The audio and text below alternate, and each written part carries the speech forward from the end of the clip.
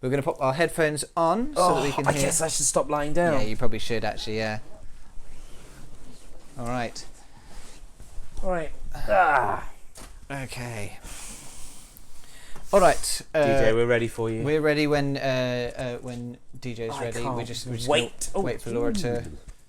There we are. We've got DJ. Welcome, DJ. Hello. DJ, you look so gorgeous. Like, you look amazing. The lighting, the suit. Yeah, I love it. Yeah, I thought we'd get a little bit classy. Thank you for dressing up for us. I'm just testing my version. What are we calling this again? It's called optional based narrative fiction, I think. Sorry, I'm just going to quickly see if I can turn you up a little bit on our end because you are a touch quiet. Could you talk a bit, DJ? I can talk as much as you want. I can explain. Absolutely. Of the many books. There we go. Sorry, you're perfect now. Fantastic. Probably I should just come closer to the microphone and do my sexy voice. But I should only read you that Camesy's about. How are you? How are you doing? Good, thank you. As you've seen, DJ, it's all going really well. Oh, you should put this over there. We're fine. We don't. I can't actually see anything right now. The whole guest thing is killing my computer. Oh no. Okay. All right. Well, fair enough. I can hear you, and that'll do. That's enough. Okay. Fair enough. That's fine. Well, if you've watched anything prior to now, that's the barometer of how we're doing. Oh yeah, I've been with you all evening. It's been fantastic. I'm glad you're enjoying it. One of those toothpaste caps. I have to say, it's really fun. It's also awful. It's so bad. The most inconvenient enhancement ever. It's the product of the night. You're saying DJ still seems very quiet compared to JJ. Okay, so it will be on. If you can push. Yeah. Cool. And I'll give it a little boost here. Yeah, if you can give a boost on your end as well, DJ, and then. Yeah, I've got a room for boosting. On there. Anyway, are we ready then? I think we're ready. So what are we doing today, DJ? Well, I thought since the weather is getting quite frightful, and everything is frightful, and since we've no place to go, I'm fucking terrified. I thought we would try Blackstone's Magic Adventure, The Case of the Gentleman Ghost. Ooh. I am already incredibly excited. I want to meet a gentleman ghost. What an exceptional front cover for a book. I know. Harry Blackstone Jr. is one of the greatest magicians in the world today. And in his magic adventures, you will be helping him solve crimes and other such stuff. And The Case of the Gentleman Ghost. Are we ready? I think so. We're born ready. We're born ready. I'm ready Fantastic. to catch ghosts. You're ready. You're ready as the glamorous assistants of Harry Blackstone. Obviously. Obviously. What first attracted you to the millionaire, Harry Blackstone? It is the end of the summer season at Falcon Cliff Lodge, a fabulous mountain resort perched high above the swift-flowing Falcon River. The lodge has been in business for over 70 years, always popular with celebrities. In the 1930s and 40s, it was a favorite vacation spot for movie stars. Ooh. In addition to sports and scenic views, Falcon Cliff Lodge has a fully equipped theatre where many famous entertainers have performed for the guests. This summer, the main attraction is world-famous illusionist Harry Blackstone Jr., who's been dazzling audiences with close-up magic and grand stage illusions. Rita and Calvin are part of Blackstone's stage crew. They make sure the magical equipment is in good working order, ready when Blackstone needs it, and safe from people who would like to know the magician's secrets. Both Cal and Rita practice their own tricks, and both of them want to somehow have shows of their own. Somehow, someday. I can read. Somehow. They'll figure it out, eventually. Yeah, they'll work it out. Now the show is over for another evening. The theatre is empty. Oh, have we lost DJ? We've lost DJ. We haven't lost ourselves. We haven't lost ourselves. No, we seem to still be here. Well, hopefully DJ will come back in a moment. It's getting really into the narrative. Yeah, yeah. That was totally my fault. I rolled back from the desk thinking, I can have a stand up and have a stretch now. And then and then it ended, so I cursed it. Sorry. Yeah, well, that's all right. Hopefully we'll have DJ back soon. Yeah. Apparently this is our cursed stream. I think this is our penance because last year it went really, really well. And we only had one crash throughout the whole thing and all the guests made it. And then this year we've had just constant tech problems that are absolutely no fault of our own. While we wait for DJ to come back, because it sounded like he was having computer troubles himself, or internet troubles, or whatever's going on, or maybe it's our end. We don't know just yet. Shall we spin the wheel? We've got 2 spins of the wheel. Yep. And we've got a postcard, which you've done. I've done the postcard. Yep, absolutely. Yeah, actually, so I can mark that off as done. The bishop fish. Yeah. Gorgeous. And we've done that hug spin as well. We did take hugs one. So we've just got the 2 from His Cursedness. Thank you, His Cursedness, for allowing us the potential for greatness, but likely the reality of terrible things. How many are still covered? We've got 3 tricks and 3 treats still covered. Okay. It would be nice. It would be nice if we can get the whole wheel by the. That would be good. That'd be good. Is it your spin? Yeah, I think it is. Yeah, because I had to spin the plate. Yes. Yeah. Okay. Yeah. All right. 3, 2, 1, and it's one of the new ones. it's a new one. It's a new treat. Wonderful. Okay, what have you got there? Treat? What's my new treat? It is, of course, James. I'd like you to give me a sturdy handshake. Oh, hold on. We need to move this out of the way. Oh, yeah. What? Are you sure? Yeah, it was right in the way of where. No. I was worried about where you put it. Oh, it's fine. It'll come. Okay. 3, 2, 1. Go for it. Good to see you. Good Very to see nice. you. Yes. Wonderful effort, my Very good friend. nice. Oh, good. Lovely to see handshake. you. Always good to see you. handshake. Good to see you. Yes. Oh, come on, give us some welly. This is my treat. This is my treat. Come on. Good to see you. Yes. Good to see you. Yes. Oh, very nice. Very nice. Very nice. Very nice. Very nice. This is my treat. You don't get to let go. Very nice. Very nice. Very nice. Very nice. Very nice. Very nice. Very nice. Very nice. Very nice. Stop now. Very Very nice. nice. Very nice. Very nice. Very nice. Very nice. Very Good nice. job. Good job. Well done. You were really good. Oh, you were so good. Yeah, no, you really made it this way. That was class. Yeah, no, you did an amazing job. Thank you so much. I'm really glad to have you here. Ugh! Stop touching me. Well, it's quite sweaty, that one. Oh dear. Okay. Right. I think it's time for another wheel spin then. So it's my turn, and we've got a cheeky wheel spin ready to go. Here we go. 1. What a great wheel. What a great wheel, eh? All right. Okay. So that is lie down time. Yeah. How are you lying down? I'm going to do the same as before. Can I put it back where it's supposed to go? Please? Yeah. Sorry. Yes. Yeah. I'll have a bit of lie down time while we wait for DJ to come back. Hopefully. Yeah. How do you want me to position for your lie down? Just sit back on the sofa and I'll get my legs up on you. Oh, these I've collected dirt and bits of electrical tape. You think you should be able to? Okay. Sorry, I shouldn't read this, but not yet. Okay, cool. All right. Well, we'll hang out for a bit. DJ's still sort of working out some technical issues, and then hopefully we'll be back. I imagine a possibility is that it's partially due to the big storm that seems to be raging outside our house. Or, well, it's not just outside our house. It's generally in the UK. Oh, we could probably take these headphones off as well, actually, so I can hear you a bit better. How you doing, Jonas? We've been live for 9 hours now? Something like that, I guess. Yeah. Yeah, 25. Yeah, 9 hours. You got 15 hours left to go. How you feeling? We're not quite halfway. No. I've been tired Yeah. almost the whole time. Yeah. You said you had a bit of a bad night's sleep, so you started off at low ebb. Oh, yeah, I was really tired when I woke up, and I should have napped. I should have tried to have napped when we got here. You know what I mean?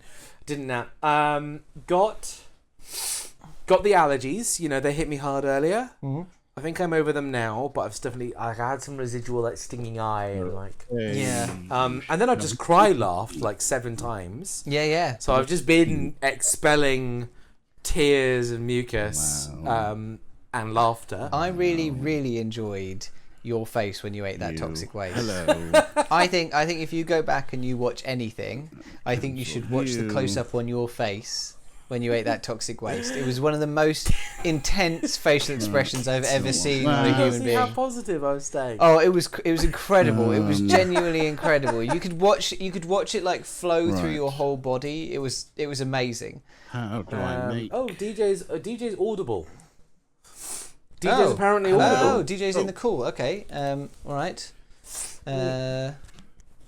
Put your headphones on, boys. DJ's back in town. All right. Okay. Well, I'm going to start this with this. Oh, I can hear DJ. We can hear DJ. We're just waiting for him to come back up on the screen. But we've got some DJ music in the back. Just make sure you're ready, but hey, don't need that. That's fine. Okay, good. We're back. Hooray! Hello.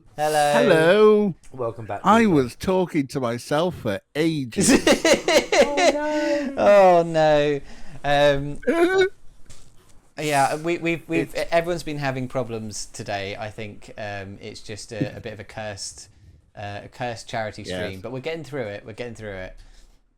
It absolutely, guest star absolutely killed my machine. I have moved to a new machine. Okay, well, thank you for with moving. the power of Apple. So we'll see how it goes. It might even do the thing where you go like that. And oh no, it only works on the FaceTime cam, not the import cams. Well, I enjoyed it. Well, anyway. I enjoyed that the was thumbs up. good. Yeah, there we go. Did you have fun without me? We spun the wheel a couple of times. I got a bit of a lie down. That was nice. Oh, that's nice. That's Yeah. nice. You need to look after yourself. I It's think 24-hour stream. I know, and I think it's really given me the energy and drive I need to deal with some ghosts. Deal with Cool. them. They're gentlemanly. They're on our side, surely. Well, we'll find out, won't we? How far did we get before I disappeared? Not were very far. You were describing how 2 individuals, Ken and Rod or something, and Rita their and Carl? magic. Oh, Cal and Rita. Cal and Yeah. Rita, yeah. They wanted to have shows of their own because we were talking about that, and I Yes. think I lost you from there, didn't I? That's about it, yeah. Fantastic. Yeah, I should have guessed actually because there was a point where there was just no feedback. Anyway, shall we pick up? Absolutely. You'll see what the point is now. Yes. Okay. Now the show is over for another evening. The theatre is empty. Blackstone is in his dressing room changing clothes. Cal and Rita are on stage packing up equipment. Suddenly, from just outside the theatre doors, there's a woman scream. Excellent. That was awesome. Thank you. That was a sound effect that I was just like, come on, someone pick up on that. And then I carried on reading because I just thought, okay, maybe you're just spellbound. I didn't realize I was offline. Brilliant. I love technology. Yeah, there was a woman scream. Oh. There we go. Thank you. What was that? Rita says. Someone screaming, says Cal. I know that, silly. Maybe we should go see what's happening. Oh, you. Sounds like a good idea. Should we call Blackstone first? The voice screams again.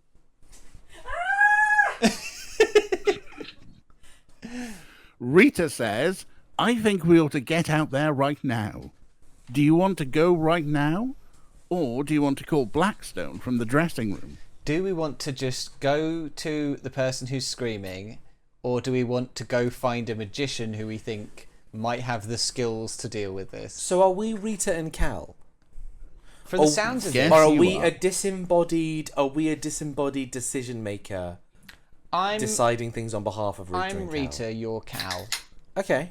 So I'm saying I think we should go right now. And actually, that is what I agree with, because if someone is currently screaming, I don't think going to find a magician is what you need. Are we children? No, we're his assistants. That doesn't mean we're not children. Yes. Okay. We're I'm 10 and you're 12. And Oh, then I want an adult then. This is child labour now. This is child labour. Yeah. Yeah. I think Cal, you're stupid, and I think we should go and help the screaming lady. Rita, I've always said that we need adult supervision before we handle things above our pay grade. And I've always said you're a pussy, Cal. Come on, let's go. Well, you seem pretty dominant in this situation, so okay. I absolutely am. Yeah. I'm gonna grow up to be a business bitch. Oh, girl, gas boss, girl, like Gas boss, yes. gatekeep, queen. I think we're gonna go, DJ. We're gonna go find the screams. Go to the scream. Okay. Without hesitating, Rita and Cal rush from the stage up the theatre aisle and out the door. They're in the lobby of the lodge, which has silver mirrors on the walls, a patterned wood floor, and an enormous crystal chandelier overhead.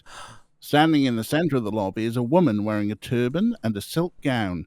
She's still screaming, and the noise is starting to draw a crowd. Rita says, "That's Countess Orsini, the perfume millionairess. She was at the show the other night." Oh.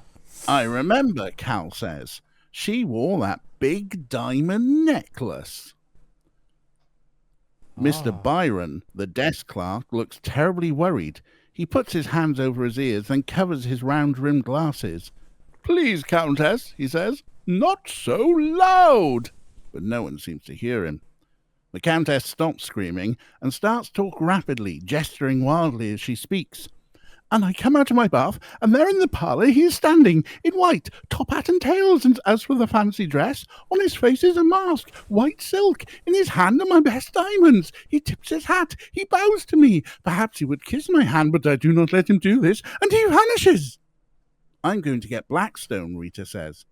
"Wait a minute," says Cal. "The thief might still be upstairs. He could get away." Do you go after the thief? Or do you want to find Blackstone? I feel like we've swapped roles now. Suddenly I'm gung-ho. Yeah. Rita's like, actually, this is above our pay grade. And Cal's like, in for a penny, in for a pound. Let's go find a jewel thief. I find it really interesting that there's clearly staff who work in this building, but we're the one making the pivotal decision. Oh, absolutely, yeah, because we're precocious children. This is a Nancy Drew mystery or something. We're like, or the Famous Five or something. We're just gonna barrel into this, and the adults are gonna be a bit hapless. We're trying to make it big. Yeah. Right? You know one way we make it big?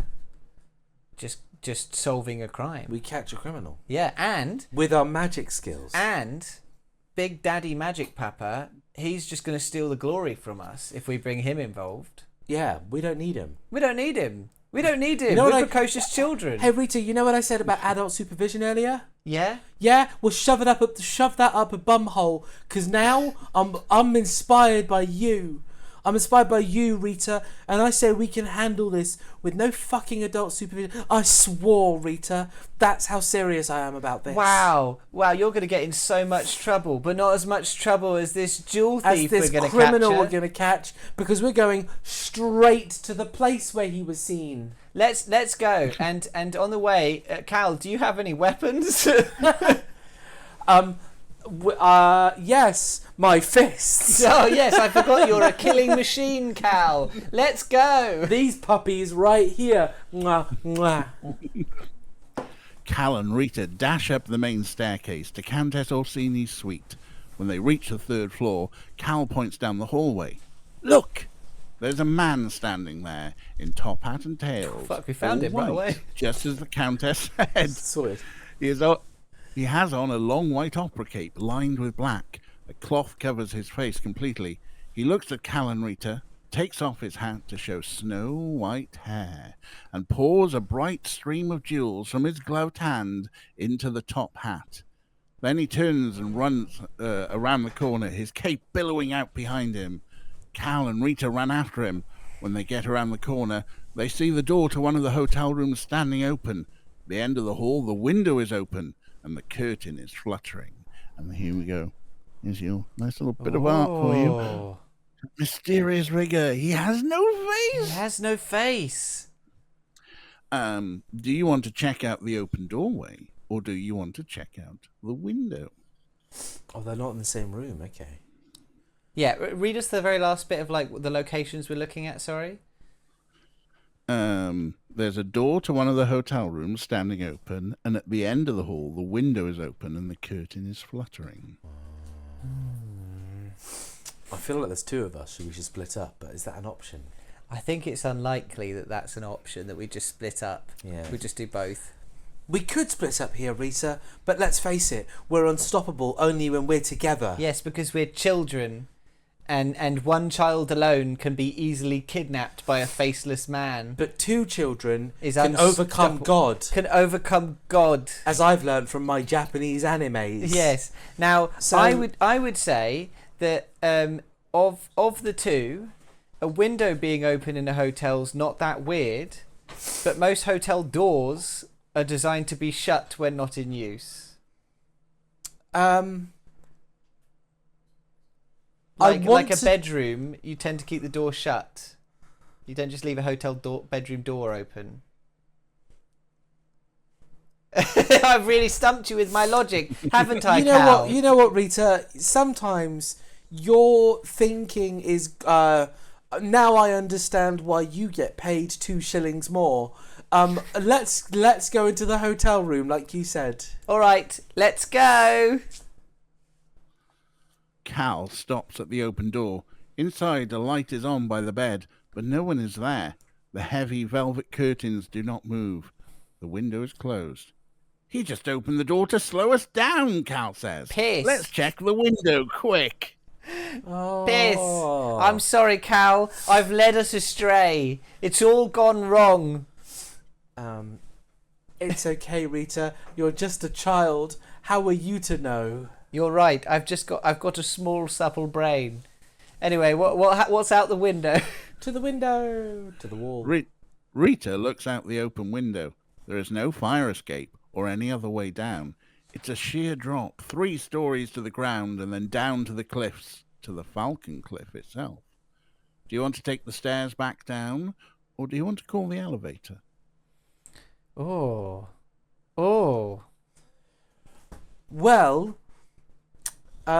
you know what I always say?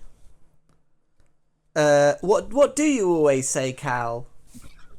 Elevators are for the unimaginative. Let's take the stairs. Yes, you do always say that. You say that all the time, and it's really strange. I see people take the elevator and I say to them very loudly, how unimaginative. You need to get your act together, elevator people. I'm taking the stairs. Yep. Yeah, absolutely. I think I agree with you. I think if we call the elevator, I think he's probably gone down the elevator, because I don't think he's a ghost, because I don't think ghosts are real. Wow, what a statement. Well, anyway, let's go down the stairs, Cal. Off we go. When Cal and Rita get back to the lobby, a small crowd of people, guests and hotel staff, has gathered there under the crystal chandelier. Really now, Mr. Byron is saying, I'm sure there's no need to worry. He doesn't seem to believe that himself, and no one is listening to him. Rita says, I think we'd better tell Blackstone. Tell me what, says a voice behind her, and Harry Blackstone Jr. walks into the lobby. Quickly, Cal and Rita explain what they saw upstairs. Blackstone nods. And he just disappeared? This sounds serious. He looks up. Hello, Miss Christie. Have you got a ghost on the loose? Susan Christie, the hotel manager, is coming towards Blackstone, Cal and Rita.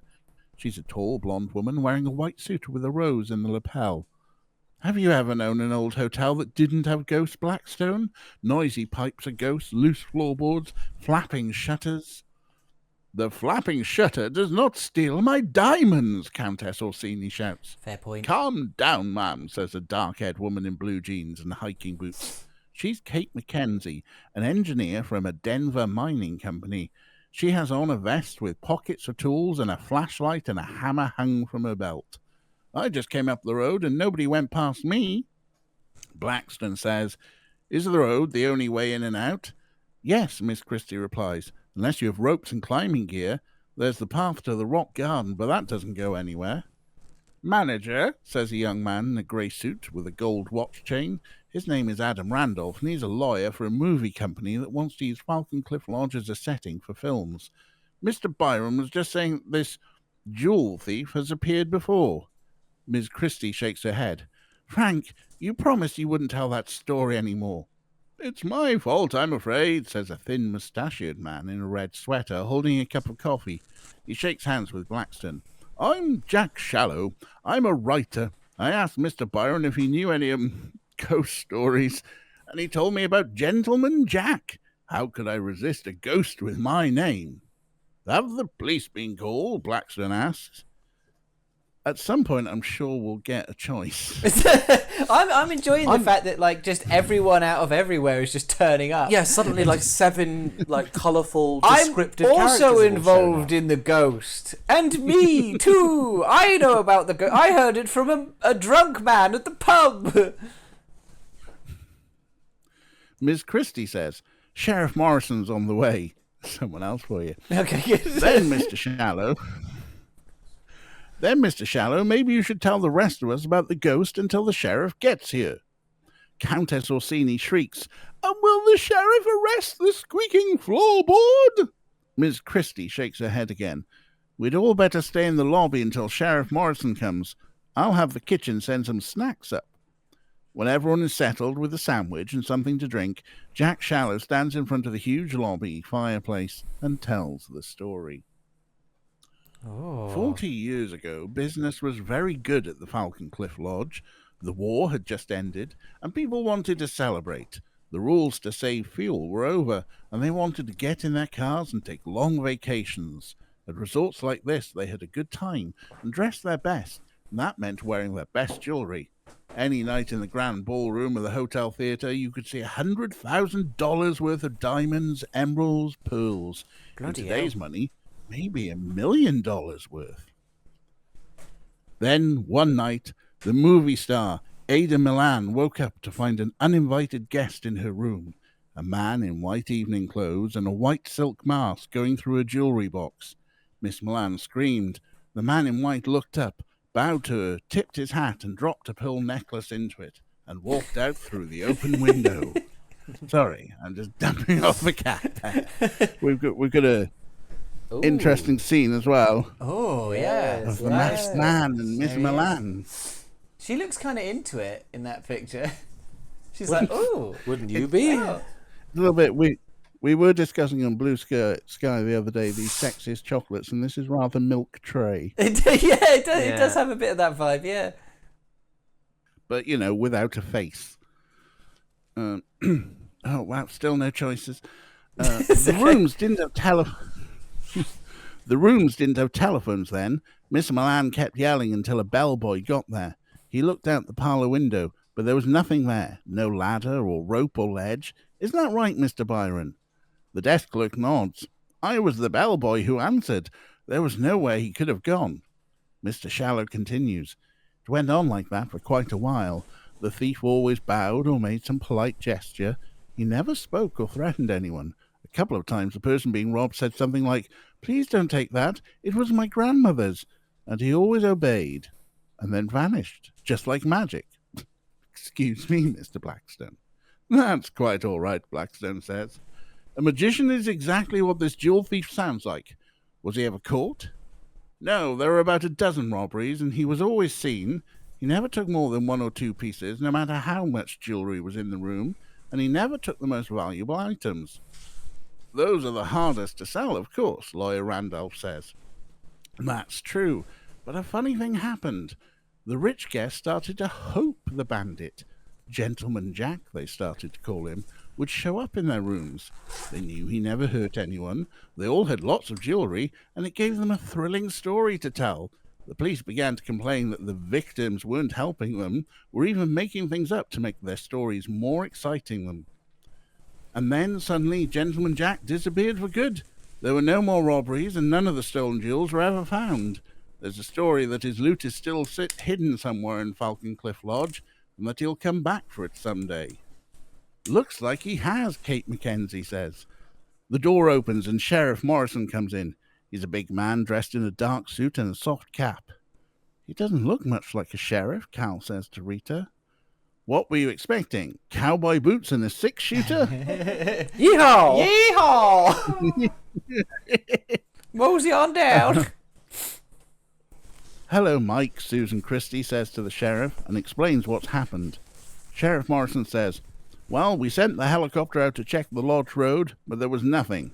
He could be hiding in the brush somewhere, but there's no point in looking until daylight. Rita says to Cal, are you going to ask him if he has saddle blankets on his helicopter?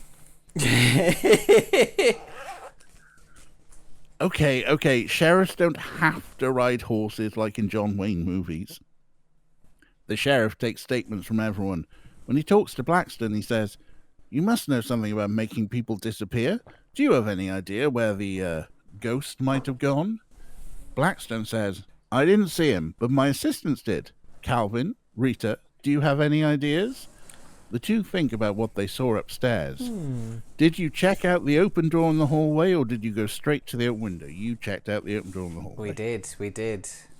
There we go. So, consequences. Consequences of choices you made ages ago. We looked into a door he opened on the way, Cal says, but there was no one there. Wait a minute. I think I know how Gentleman Jack disappeared. Do you know what Cal is thinking? You may check the description of the room. When you think you have the answer, go to page 34. So the description of the room again. Okay, all right. A light is on by the bed, but no one is there. The heavy velvet curtains do not move. The window is closed.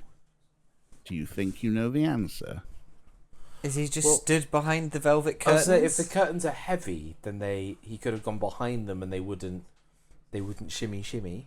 Yeah. I mean, that's the only description we have that makes sense. That or he's in the bed. That or he's in the bed. He's under the covers. There's a lot of information that we're never going to be given. Yeah. So. If it's like, you know, we go, oh, he's clearly behind the curtains because there's the heavy velvet curtains, and with the windows shut, then they wouldn't rustle in the wind or whatever. And then it goes, actually, he was stood in the middle of the room. We just didn't mention it. It was just a piece of information we never gave you. He was stood there, totally in the centre. I think it's that he's hiding behind the curtains, right? Yeah, I agree. I think that's behind the heavy velvet curtains. The heavy velvet curtains. Are we right? There were black curtains in the room, remember, Cal says, and Gentleman Jack had on a cape with a black lining. Of course, Rita says. A black arts vanish. Black magic, Sheriff Morrison says, puzzled. No, Cal says. If you put a piece of black velvet in front of a black background, it can't be seen from a distance. Magicians use velvet bags and curtains to make things appear and disappear on stage. We call it black arts. Rita says, then after we'd gone, Gentleman Jack just walked away. Well, the sheriff says, we've got a very clever thief. He turns to the other people in the lobby. Folks, I'd suggest that you all put your valuables in the hotel safe until we catch Gentleman Jack. Please, Mike, says the manager. It's bad enough to have a thief on the loose without his being a ghost from 40 years ago, too. The guests go upstairs to get their jewellery. Blackstone goes to his dressing room. Sheriff Morrison gets a sandwich and some coffee and sits down to talk with Miss Christie, Cal, and Rita. A few minutes later, the house telephone rings behind the front desk. Mr. Byron goes to answer it. Yes? I'm sorry, who is this? There's what? Oh, my! He hurries around the desk. Sheriff Morrison, someone just called and said there's a... A what? Before the desk clerk can catch his breath to answer. There's an explosion from behind the desk. Papers flutter about and a fire alarm starts to ring. A bomb, Mr. Byron says. The stakes just like tripled. Oh my God, the IRA have turned up. There's a called ahead. The bomb has exploded inside an office near the front desk. Miss Christie grabs a fire extinguisher and snuffs out the burning papers on the office floor. Then she looks around. There wasn't much damage, she says. Frank, what kind of voice was it on the phone? Whoever it was disguising his voice. Or hers. I couldn't tell. It was kind of spooky. Mr. Byron laughed nervously. And the call could have come from any room, since we got this fancy new electronic switchboard. Miss Christie laughed too. And he or she made sure no one was hurt. So what was the bomb for? Look at the safe, Susan, the sheriff says. The door of the safe has been blown off its hinges by the explosion. Of course, the manager says. Gentleman Jack doesn't want us locking up his loot. Which proves he's no ghost, Cal says. Why would he blow up the safe if he could just walk through locked doors? Sheriff Cal, Morrison you're a smart says. 12-year-old. Sheriff Morrison says, I hope Gentleman Jack's out of tricks for one night. I'll bring a strong box from the bank tomorrow, and the valuables can go in that. Good night, Susan. Good night, folks. Calvin and Rita go up to the rooms. Cal says, do you suppose the ghost is one of the hotel guests? Who else could it be? Then who do you think it is? I don't know yet, Rita says. But if it's someone using magic tricks, then we've got to help catch him.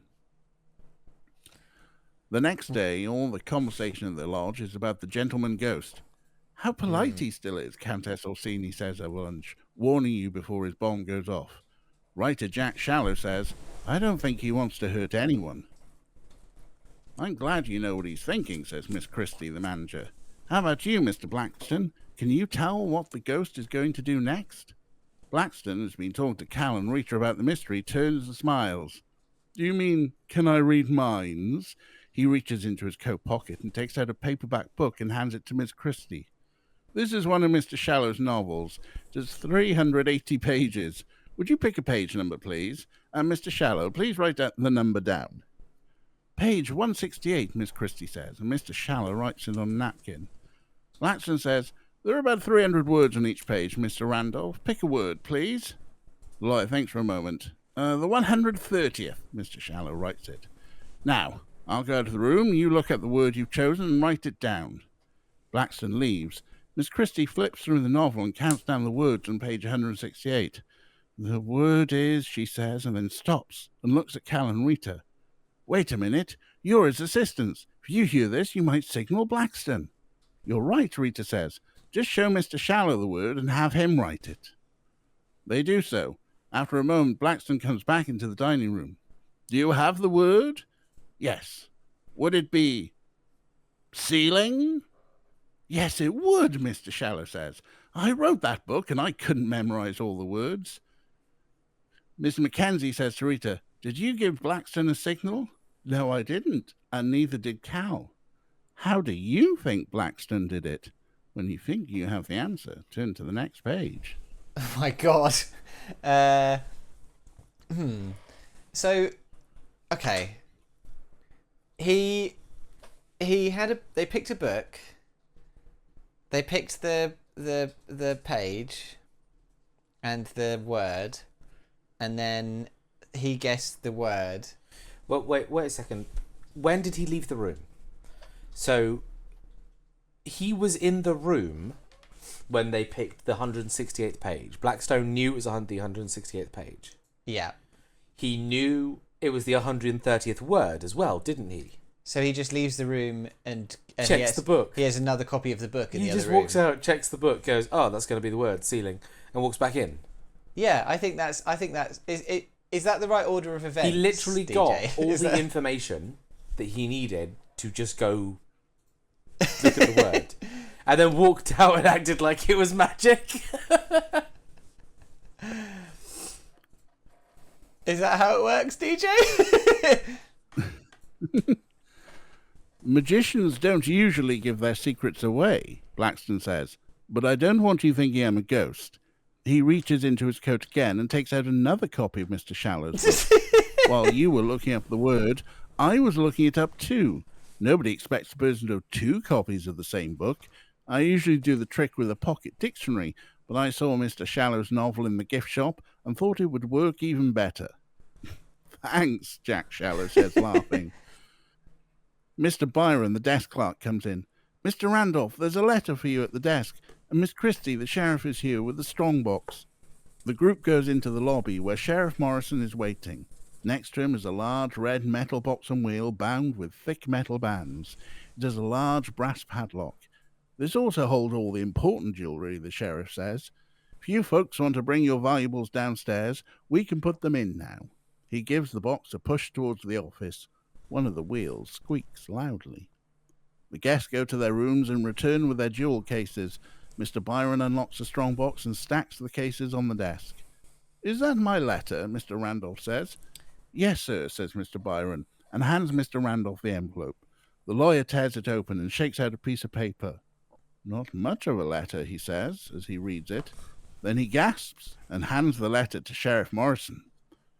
The sheriff shows the paper to Blackstone. Cal and Rita read it too. There's an old saying to beware of, Greeks bearing gifts. I would ask, watch out for sheriffs bearing boxes, especially squeaky ones. You see, Mr. Blackstone, I have some tricks too. Jack. When did that letter arrive? The sheriff asks. This morning, Mr. Byron says.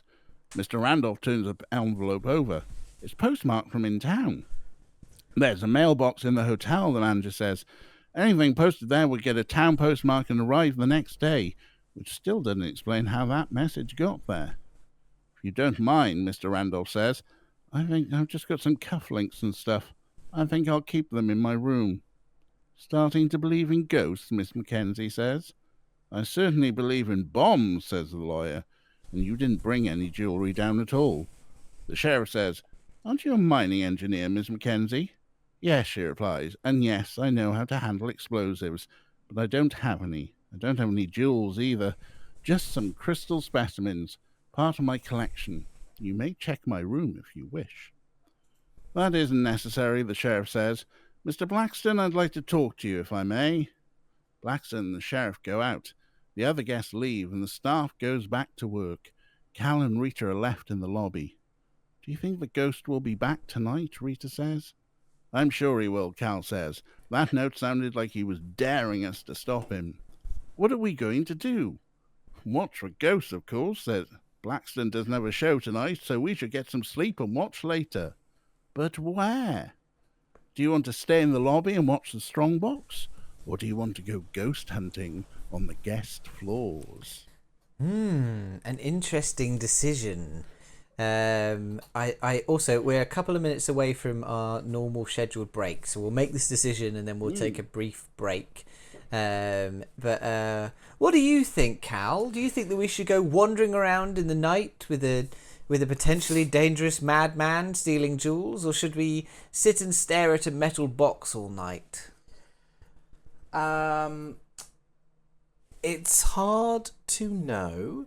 I don't really understand the significance of the strong boxes. So, because they blew up the safe in the lobby, Yep. there's now no safe place for guests to put all their stuff. So the sheriff wheeled in from home his own big strong box. like multiple strong boxes or one strong box. I think it's one big one, right? One big strong box with a squeaky wheel. With a squeaky wheel, Okay. and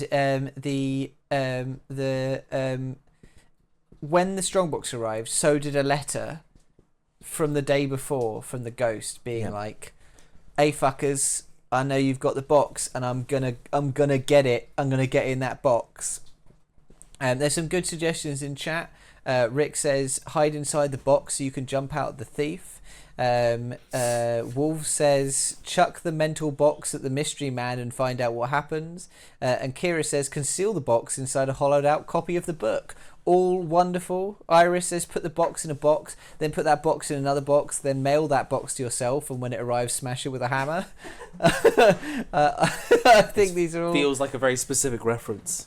Yeah, I think they're also not in the book. They're not options. They're not options. Yeah. No. Okay. So no we matter how can clever they are, I'm sorry. we can either go up on the guest floors or hang out with a box. And who would spend a whole night just sitting in one place? Just do an all-nighter, just sitting in one place. That sounds like a mad thing for people to do. Well, that sounds clever, smarter, right? Because if we walk around, I just get the feeling that we're just going to be avoided really easily, and we're not actually going to find what we're looking for. But if we stay in the one place with the room, with the one object, the thing that matters, Yeah. then also we get to see the comings and goings of everyone, But which what like if? creates alibis and things. But what if his letter saying, "I'm gonna get your strong box," is to tempt us to just sit and stare at the strong box, and then he goes and he robs the rest of the place blind? Well, we shouldn't be the only line of defence. That's a fair point. We are two children. We are a 10-year-old and 12-year-old who are just wandering around, who are just attempting to solve a mystery. I guess I'm happy to go with you and wait and like hang out. Yeah, Rita, you and me, like the good old days. Yeah, we can just sit. Remember when we used to sit in hotel lobbies? Yeah, back when we were 6 and 8. Yeah. And now we're 4 10 and years 12. ago. Now we're 10 and 12. Yeah. And we sit in hotel lobbies together. Yep, just like the old days. Just All like right. the old days. I reckon we can do that. I think just after our short break, we're going to find out what happens. DJ, you're more than welcome to hang out with us for this break if you like, or you can have a small break yourself, and then we can bring you back. I'm gonna nip out if you don't mind. I've still got a few little tech things I need to sort out. Absolutely fine. All right. Well, we'll Right, see you back again in at the turn of the hour. We'll see you at 1 o'clock. minutes. So let us know when you're back. See you later, DJ. Right, it's just the two of us again. Just the two of us. DKW Daft says, sorry, what have I just come into? You're in story time in the middle of the night. We're in optional based narrative fiction. This is currently we're doing a 24-hour podcast, a 24-hour live stream to raise money for Safe in Our World. They're a charity that helps with mental health in the video game industry, and this is a big charity live stream that we're doing. We are going to be Jonas and I are going to be on screen for the whole thing. At least one of us is going to be on screen for the entire 24 hours. And as you can see, we have 14 hours left on our thing. And here's our beautiful schedule. At the moment, we're halfway through optional based narrative fiction. And then at 2 a.m. GMT, we will be playing a game of Art Attack, a good fun game we played on last year's 24-hour podcast. At 3 a.m, we will have Luke joining us for tarot readings. At 4 a.m, we'll be doing some yoga to keep us limber. And at 5 a.m, we'll be doing an exorcism with Hugsnev in demonic intercourse. At 6 a.m, we'll be doing some clay creations with Maddie. At 7 a.m, we'll be having ourselves some breakfast. And then at 8 a.m, we have Sylvie joining us to do some tier lists. At 10 a.m, we will be coming up with our very own board game. And at 11, we will be playing a game called Making Jamie Talk About Anime, where I'm going to be forced to talk about anime. And at midday tomorrow, we will be doing Laura's Mouth Tour, which is a game where Laura feeds us mystery cubes while we're blindfolded.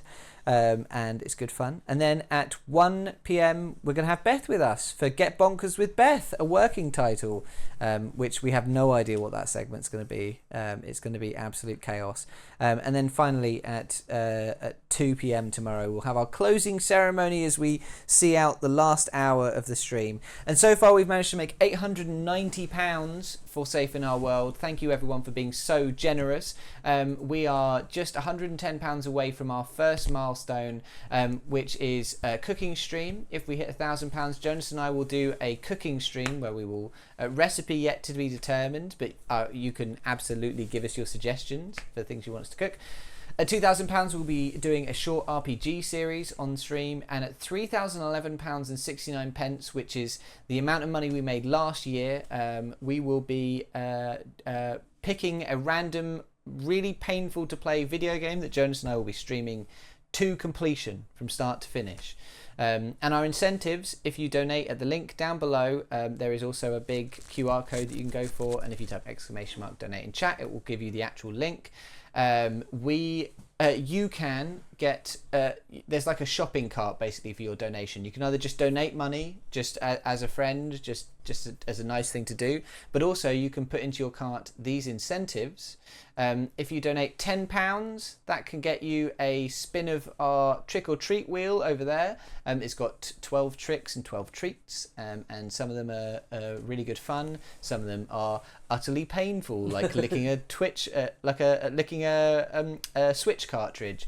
At £50, you can get your very own professional voiceover, and from Jonas here. And at £100, you can get me to draw something, and I will hang it up on the set. So far, we've got me and Jonas as cats, and a bishop fish, which is a new great thing that I'd never heard of that I bloody love. And our top donator at the moment is Koto. Thank you so much. You've been so generous this stream. And that the Bunyip Man on the thing is not me. That is an imposter who's using my name to be very, very generous to the stream. But we thank them, whoever they actually are. What do we have at the moment, Jonas, in the rewards queue? At the moment, Koto has donated £50 for a professional voiceover. Excellent. Well, can I pop to the loo while you do a voiceover? Yeah, of course I can. If you turn on show answers, you can see what they put in their answer, custom question answer. Oh, that's weird because it was on before, and then it logged out. Oh, it's not on by default. I see. Yeah. Okay, cool. Okay. Well, yes. Please keep donating to get wonderful things. I'm going to leave you in the hands of Jonas for a second while I pop to the loo. But Jonas is going to do another professional voiceover. Can I have my microphone off, Laura, please? It's going to be the most professional thing you've ever heard. You've never heard anything so professional. Why does it insist on popping up the donation details? Okay, it's fine. It's fine. We're going to be all right. Hello. DKW Daft, I was trying to read your username. I know exactly who you are. Hello. Thank you for joining the stream. I hope you're doing well. Yeah, we're doing some very silly things here tonight. Thanks for everyone who's sticking around in the late night, by the way. It's 52 o'clock in the AM, which means, yeah, as we've only got 14 hours and 7 minutes to go, which I'm sure will fly past us. One spin of the wheel at a time. I really want to hunt down a ghost murderer. Not murderer, a gentleman thief. So yeah, let's take a look at the voice acting thing that I'm going to do for Koto. I'm trying to appreciate that Maddie's got all these different t-shirts as well, and I'm doing. Okay, cool. I understand what this t-shirt is now. Lovely. So Koto has asked me to say a line and to say it in a voice. I don't think the full thing's revealing to me, and I think the dashboard's being a bit poop. So let me just figure out if I can solve that. With scroll down and toggle show answers. I've got that. It's what it is I've got a pop-up on the right called donation details, and it is making it hard for me. Okay, yeah, that is what I can read. I just thought, oh no, yeah, no, mine is actually cut off. Mine is actually cut off because of this pop-up donation details. So if you pass it over to me in a second, I'll see if I can fix it. oh, well, you know what I just did? I just closed it. Okay. All right. I can see the full thing on the television, so I'll read that. Koto, your line. Laura. When I'm ready is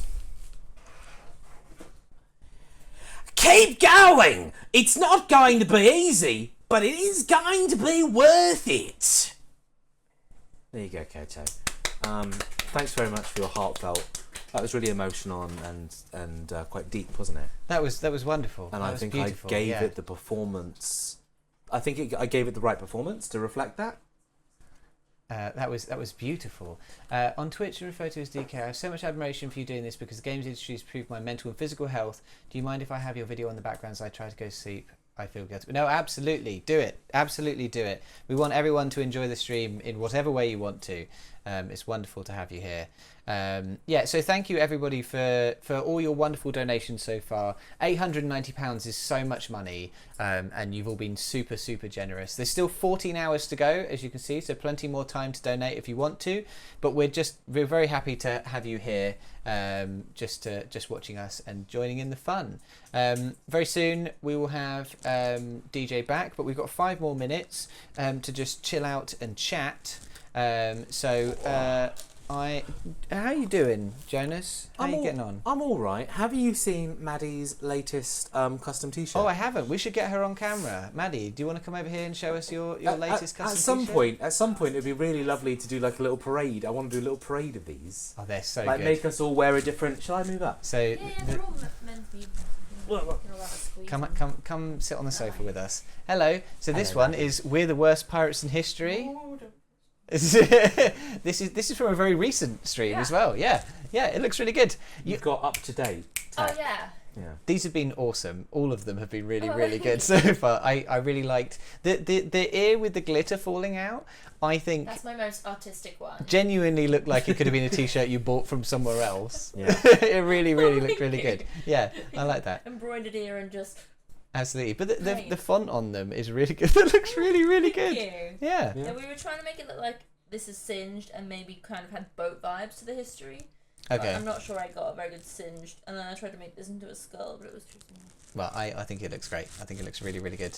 Congratulations on all your wonderful It's giving T-shirts. pirate. It's giving pirates. It's absolutely You giving keep, pirates. you keep living on. I'm surprised you're eating all these nuts. Then You can open the back. the cone didn't make them appealing. It didn't do a good Do you know what I job. mean?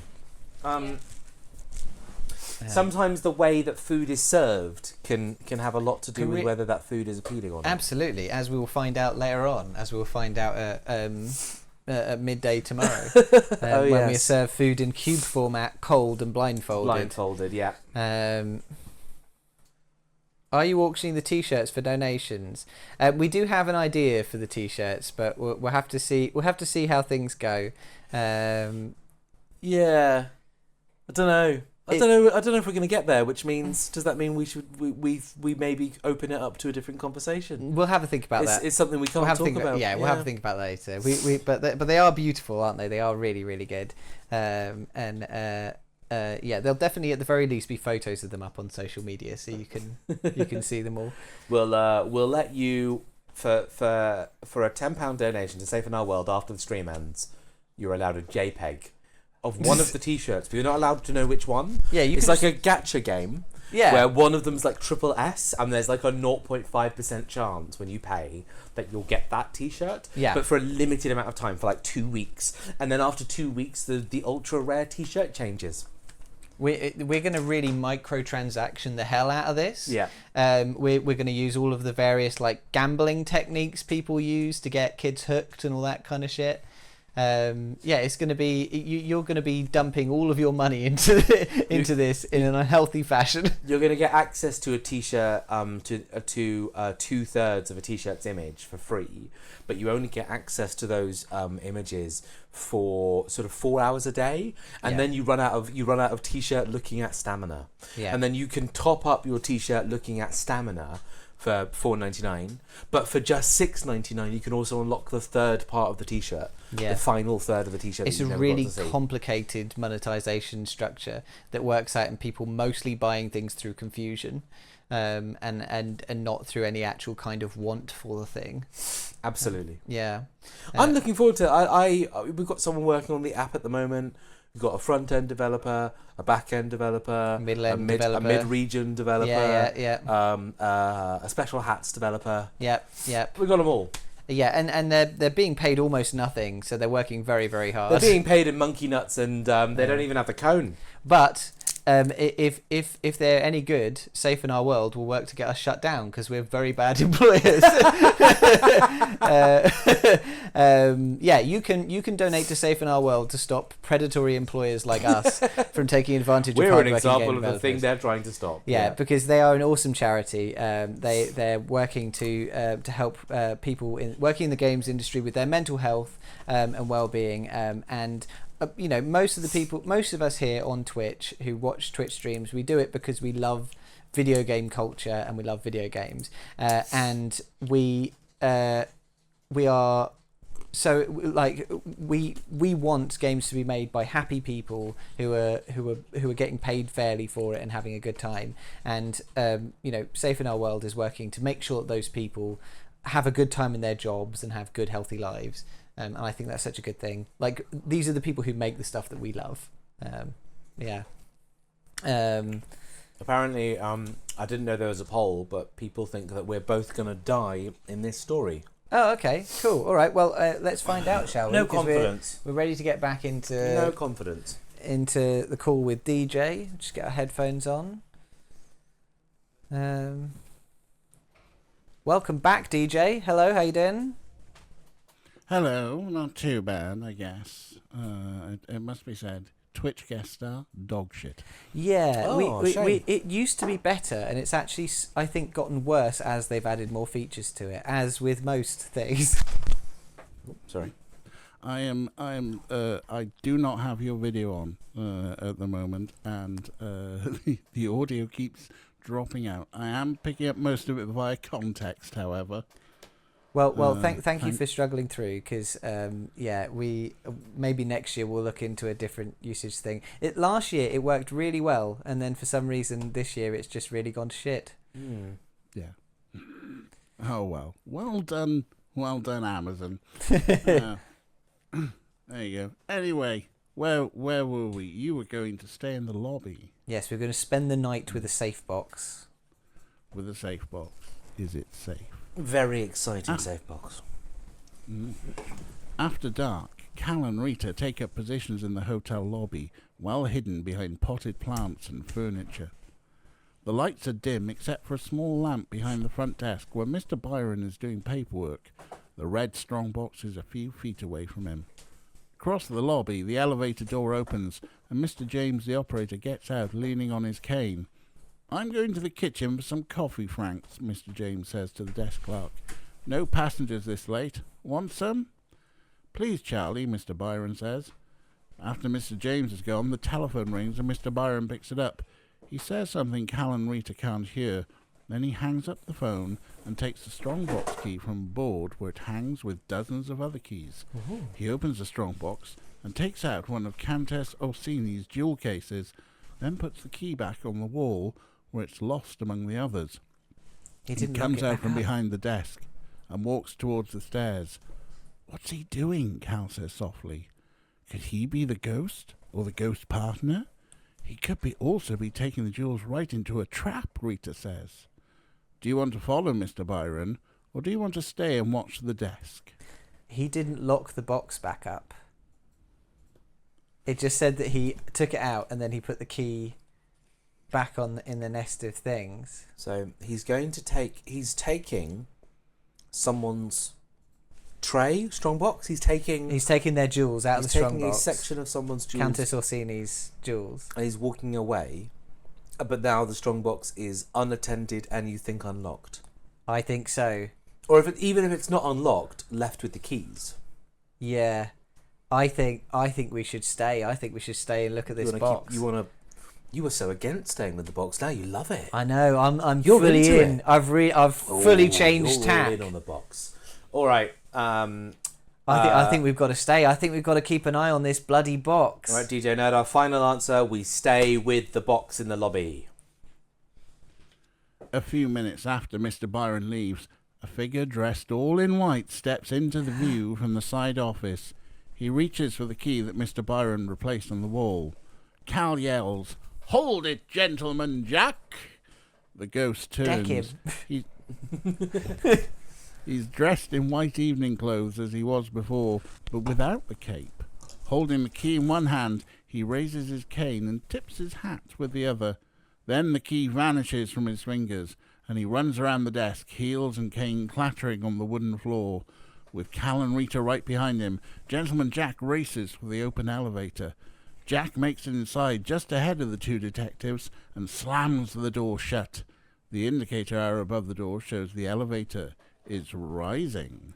And here we go, there's a nice little picture of Gentleman Jack Look at him go. tipping his hat with his cane while you watch on and you don't use your fist and your We are guns. rather small in front of him. I think we're children. Yeah, I think we are children. We're young ass kids. I think you're young people. Yeah. Yeah. I mean, Oh, to be a young person again. Oh, the good old days. Do you want to race up the stairs, or would you rather stay in the lobby and watch the strongbox? the quandary continues. I He's just taken the keys now, right? Yeah, so there's even more reason to stay with the lockbox, right? I think we go back to the lockbox, and now it's like, well, if he shows up with the keys, we deck him. We deck him. Yeah, We absolutely. we yeah. beat the ever-loving crap yeah. out of him. I may be 10, but I can swing a baseball bat. And I may be 12, but I can fire this shotgun. Oh, yes, that your daddy gave you for Christmas. Yeah. All right, I back to think the two precocious kids are going to go back and sit and stare at the lockbox because he's like, there's nothing you with can the do with the key unless he's at the box, right? So, yeah, stay with the box. Stay with us. The two detectives wait by the desk. Finally, Mr. Byron comes down the stairs, still holding the jewel case, looking very worried. Miss Christie comes into the lobby, dressed in a robe and slippers. "Frank, what's going on?" she says. "The Countess just called me and demanded I fire you for waking her up." "It isn't his fault," Cal says, and explains about the ghost's appearance. Mr. Byron shakes his head. "I thought it was the Countess on the phone asking for this box," he says. "But it wasn't. Now I see why." He was "It's a lured good thing away. you two were here," Miss Christie says, "or the ghost could have grabbed all the jewels and vanished for good." We're the best. Absolutely. We're the best. It's so rare in these books that the book's like, you did the right thing. You actually nailed it, guys. Mr. James appears, walking with his cane, holding 2 coffees in his other hand. "Well," he says, "I didn't know it was going to be a party, or I'd have brought more." The manager laughs. "Some party, Charlie." The next morning, the sheriff arrives early and listens to the stories of what happened during the night. So the key just disappeared out of his hand? He probably used a sleeve vanish, like this one, Rita says. She shows the sheriff a piece of elastic cord with a safety pin tied to one end and a cardboard tube on the other. Holding the tube with the thumb of one hand, she stretches the cord and holds the pin against her elbow. You wear it pinned inside your sleeve and stuff whatever you want to disappear into the tube. Then she lets go of the tube and the elastic pulls it out of her palm. Zing! It's gone. That's one reason magicians say, "Nothing up my sleeve," and work with their sleeves rolled up to prove they're not using one of these. "Is there another key?" Mr. Shallow says. "I've got one," says Miss Christie, "but we'll have to keep an eye on the strongbox all the time now." "No matter what anyone hears on the phone," says Adam Randolph. Go to page 69. Nice. Nice. Nice. That's a big jump. Nice. Proud of us, everyone. Shortly after lunch, a car pulls up to Falcon Cliff Lodge and a man in an old-fashioned black suit gets out. The porter brings a large set of bags after him. "Yes, sir," Mr. Byron says. "I'm Eric Weiss," the man says, and he has thick eyeglasses and grey beard and a heavy accent. Oh, a heavy accent, sorry. "Weiss of Antwerp." Of course. "Yes, sir. Would you like a room?" "Of course I would like a room. This is a hotel, isn't it? I shall need a large room with a good light for my stones." Oh. "For what, sir?" Oh. "Yes, for his stones." "Stones, young man. Have I not said I am Weiss of Antwerp?" He takes one of the black bags from the porter and opens it. Inside, on velvet trays, are brilliant gemstones. "Oh my," Mr. Byron says in a small voice. "Perhaps, sir, you would rather stay somewhere else?" "Why would I want to do that? This is where I want to stay. Do you not have a room?" Mr. Byron says, "Well, sir, there's a jewel thief." "Yes, I remember a jewel thief at this hotel. It is Gentleman Jack, you mean?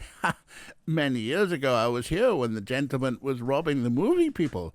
But Weiss he did not rob, and now he's back? Well, fine. Weiss of Antwerp is back too, and he invites Mr. Gentleman Jack to try again." "Wow," Cal says, as the porter takes Mr. Weiss's bags upstairs. Rita says, "Well, We know whose room to watch tonight. Early in the evening, Sheriff Morrison arrives back at the lodge. He does not mention Mr. Weiss or his jewels, but has dinner with Susan Christie. After the meal, the manager and the sheriff sit down with Jack Shallow and Kate Mackenzie to play bridge. As Mr. Shallow shuffles the cards, he turns to Blackston and says, "Would you mind showing us another miracle?" Blackston stands up. Got to pay attention. "I have some things to do right now," he says, "but I'm sure Calvin or Rita could provide a demonstration." Oh. Blackston goes out. "Would you mind?" the sheriff says. "We could let you get something ready." "That isn't necessary," Rita says, and points at the deck Mr. Shallow is shuffling. So confident. "Pick a number from 1 to 10, she says, "and look at that card. Don't tell me what it is, but write it down." Jack Shallow does so. "All right, let me have the pack." She takes it and holds it behind her back. "Sheriff Morrison, would you give me a number higher than 12? He thinks for a moment. 22. Rita's hands work with the deck for a moment, then she hands it back to Jack Shallow. "Now, count cards up to 22, starting at the number you picked." Mr. Shallow deals off the cards. When he reaches 22, he turns the card up. It's the 3 of spades. He flips over the top sheet on the bridge score pad and shows that he had written 3 of spades. "But I didn't tell you what the card was," the writer says. "I didn't even tell you what my number was." Think about how Rita might have put the card at the right place. When you're ready, we can move on. Well, it's just a trick shuffle, right? Well, okay, no, actually, firstly, can you go back to the bit where he was told to pick a number, 1 to 10, pick a card. Pick a number from 1 to 10. What did he do after he picked that card? Looked at the card, writes it down. That's it. That's it. Then Writes he, it down. then he gives the deck to Rita. Gives the deck to Rita. Yep. And then can you skip to the bit where we started to count up to 22 and you said something about start with a specific card? Yes. Count cards up to 22, starting at the number you picked. Starting at the number you picked. What does that mean? Starting at 3? So if he picked 3, then he would Who go. picked? 3, 4, 5, 6, 7, 8, 9, 10, 11, 12, 13, 14, up to 22. I'm so confused about what the story's trying to tell me that means. I am baffled by this.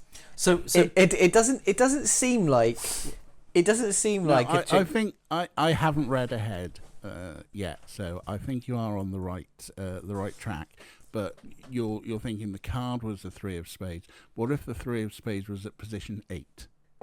So the count would have gone 8, 9, 10, 11, 12, so on through to 22. yeah, so So he puts it in a position in the deck. no, not necessarily. It's if I had a deck of cards, I could try and explain what's going on here. But okay, so this is how it would work if I was doing this trick, Jamie. This is how it would work. Yeah. Okay. You'd pick your card. Okay. So you give me a deck. Yep. I pick any card out of the deck. Yep, sure. I have picked a card. Yep. You've picked a card. Yeah. Now you write it down. And I want to point out, this doesn't fucking matter. I don't care that it actually doesn't matter that you wrote it down. Okay. You just we do that so that we can prove that I'm right later. Yeah. Yeah. You're going to put that card back in the deck now. But here's the thing. I could instruct you to put the deck, please put the deck back on the top of the your card back on the top of the deck, please. Okay. I do. Great. I now know your card is on the top of the deck. Yeah. I could now, if I wanted to, shuffle the deck in such a way that your card is in the 22nd position. But that's not how this works. Yeah. They've done something where the card is going to be oh shit. She's shuffled the deck so that the cards just count like 1, 2, 3, 4, 5, 6, 7, 8, 9, 10, 1, 2, 3, 4, 5, 6, 7, 8, 9, 10. Because if you're something like that, she's shuffled the deck in such a way that there's a sequence. Does it actually say that she shuffles the deck?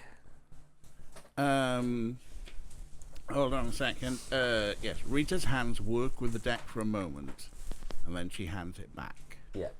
Right. So I think she shuffles the cards back so that let's say you pick a 5, Yeah.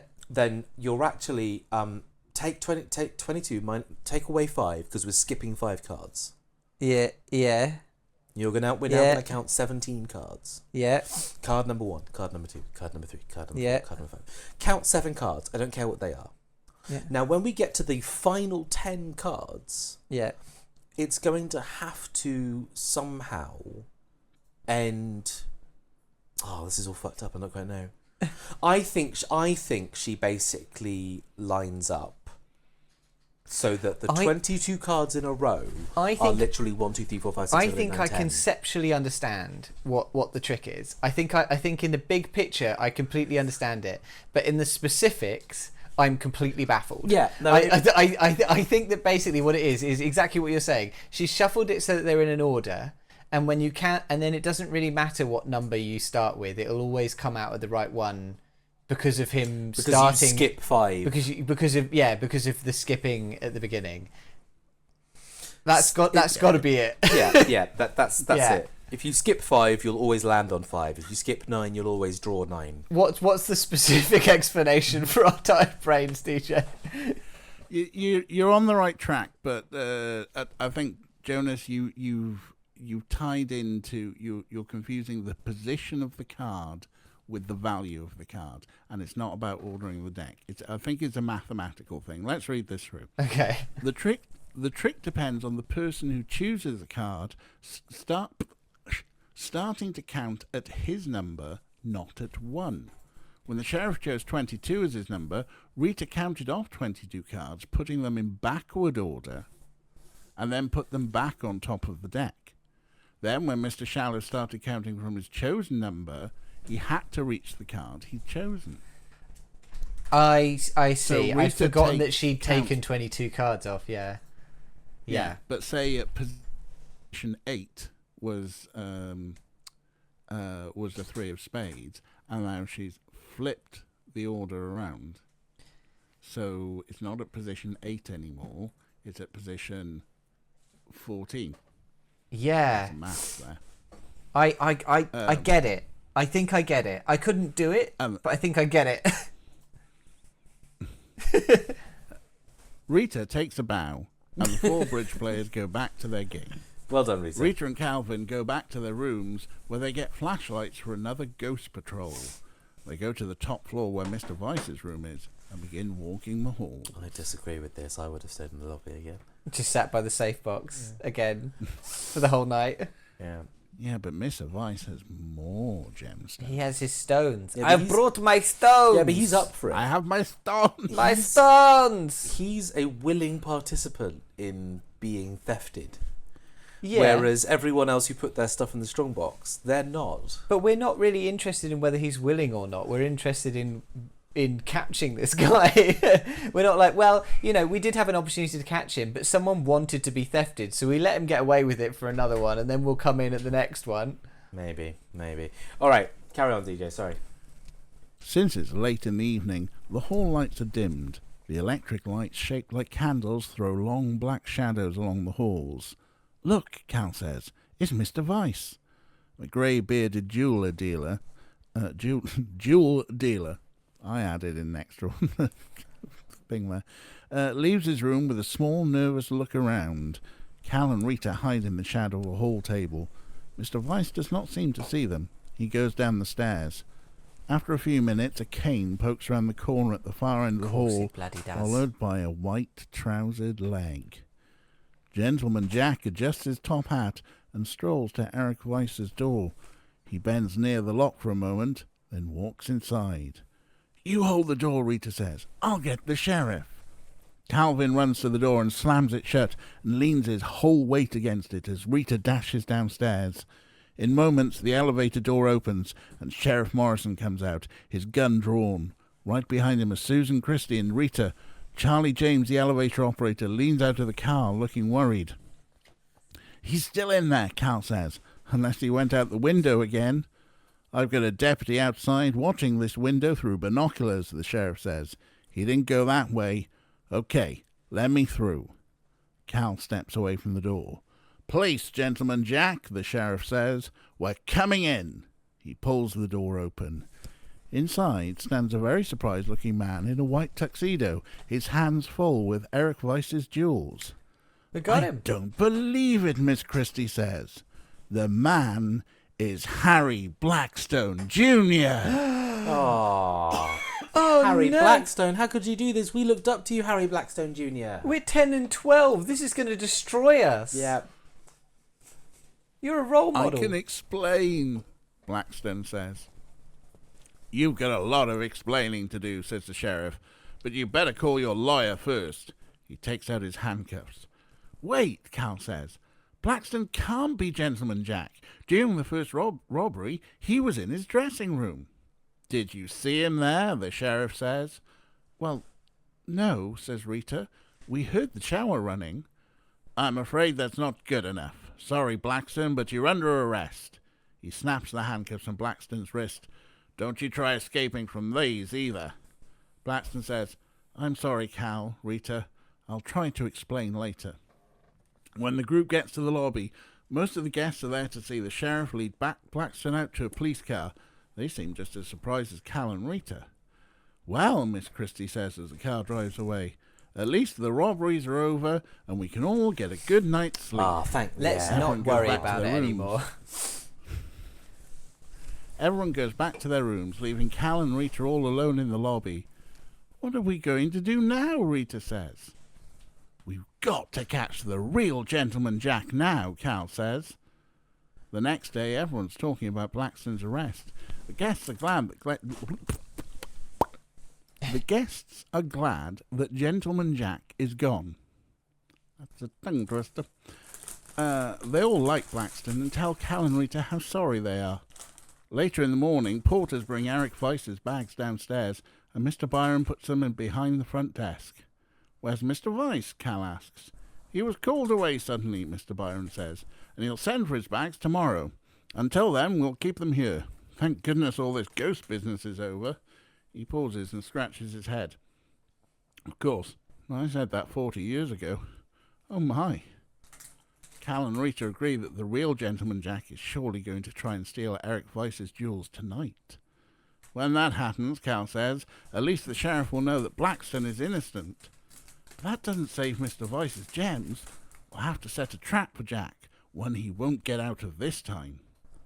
Rita and Calvin crouch in the darkened hotel lobby, where they have a clear view of the front desk, the elevator, and the stairs.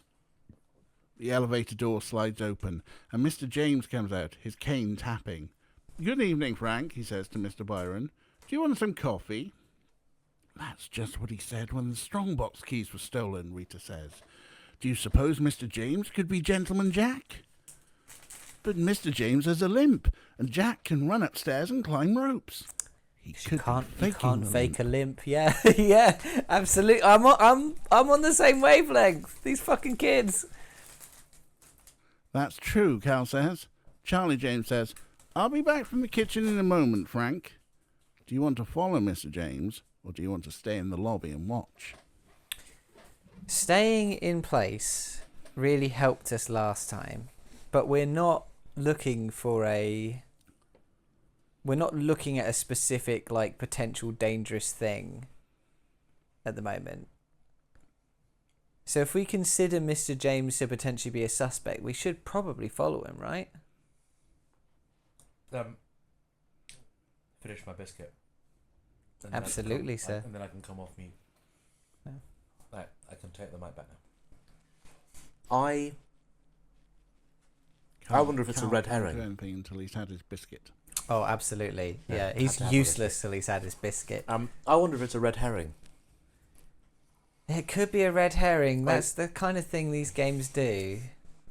Like these kids, you know, they're seeing two people with a cane, and they're suddenly jumping to conclusions. Yeah, I guess, but like, how many people are there with canes, really? Right? Like, you know, how many people are there with canes, especially in this hotel? Well, I guess the answer is two. Yeah, I get, well, at least one. At least one is the answer. Yeah. Well, okay. So do you want to hang out? Do you just want to hang out and chill? That has served us pretty well so far. So far, just sitting around, just staring at things has been the right choice mostly. What? We're in the lobby, but we care about the rocks. Are the rocks in the strongbox now? Did I miss that? No, I don't think so. We just think they're in the bags. Yeah. We just think, oh, are the bags in the lobby? I'm trying to understand why we're in the lobby. I think we're in the lobby because people will come through the lobby, and we're just keeping an eye. We're just keeping an eye on things going on. I think we should keep keeping an eye. Okay, you think that's a red herring? You think that's designed to fuck us up? Yeah. Okay, all right. We're gonna stay, DJ. We're gonna stick it out. We're gonna stick to our guns and sit around like we always do. I have just thought about something though. Is the old guy old enough that he could have been here? He could have been the original Gentleman Jack, and now he's reprising his role. Maybe. But we've chosen to stick. All right. That's what we're gonna do. Yeah. Commit to it. Commit. We're sticking. All right. After Mr. James leaves, Mr. Byron goes back to his books. Suddenly, a person dressed all in white steps silently from the side office to stand behind Mr. Byron. Gentleman Jack raises his cane and hits Mr. Byron over the head. He groans and falls to the floor. But Gentleman Jack never bends hurts over people. Eric Weiss's gem cases. You were right. We could have given him a warning. We could have said, we could have said, Byron, watch out.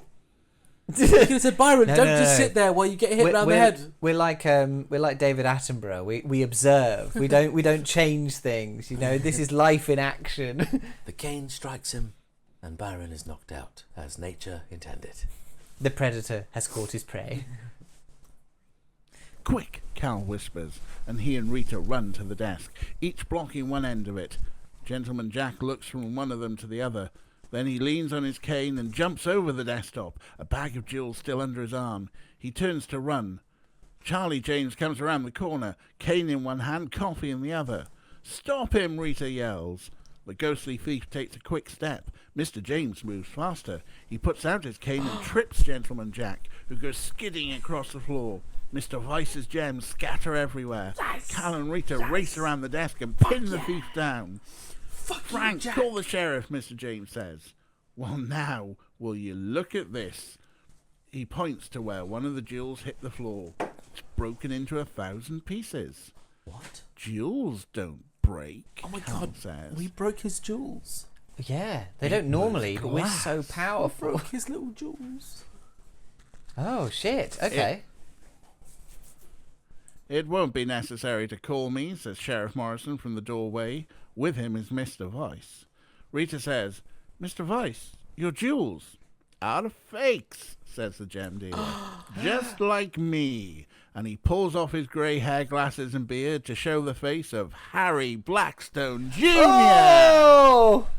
Oh my gosh! Oh my God. We're so fucking duped, buddy. We've been duped! Oh my god! Now let's see who's behind the other disguise, the sheriff says. Scooby-Doo style. All right, says a voice muffled by the silk that covers Gentleman Jack's whole face. The gloved hands come up and pull the mask away. Are you ready? Are we Do you want ready? to guess? Do you want to guess before the book reveals it? Well, honestly, I was worried that you'd ask us to guess who it was, and I'm like, okay, well, there were literally 209 characters you introduced in that first scene, And they all just sort of like were there, and then they had a conversation.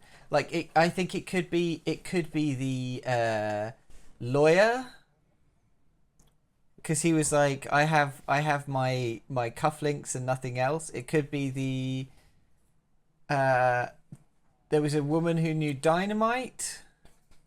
I've got no fucking clue. It could be anyone, right? Honestly, I don't. I think it's the magician. I think it's Henry Blackman Jr. or whatever his name was. But- I think he's both catching. I think it's both catching him and he is him. He's in two places, and it's his greatest magic trick, right? He's got a twin. He's had a twin the whole time. That's the prestige. It's the prestige. Like it's the prestige. He's got a twin.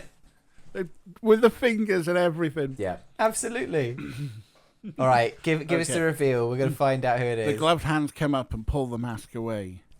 Susan, says Sheriff Morrison. I'm sorry, Mike, says Susan Christie, the gentleman ghost.